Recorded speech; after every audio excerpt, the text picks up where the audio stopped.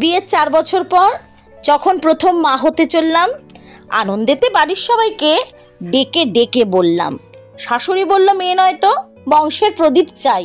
আমি ভাবলাম প্রথমবার মা হব, বড় কথা তো এটাই। প্রথম দিকে পেটটা ভরে পারতাম না কিছু খেতে, সংসারটা তবুও পুরোটাই সামলাতাম, আটকাতো না কিছু এতে। এখন খুব ক্লান্ত লাগে, ঘুম পায় সারাক্ষণ। শাশুড়ি বলে, সংসারের সব করেছি আমরা, মা হয়েছি যখন। এরপর মাসের সোনোগ্রাফিতে ধরা পড়ল গর্ভে কন্যা সন্তান আছে।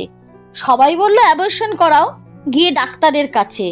বাড়ি থেকে পালিয়ে গেলাম, জন্ম নিল মেয়ে আমার। এখন সে চিকিৎসা করে, মস্ত বড় ডাক্তার। সবার ঘরে কন্যা সন্তান, সাদরে জন্ম নিক, তবেই বুঝবো আমরা উন্নত হয়েছি, হয়েছি আধুনিক।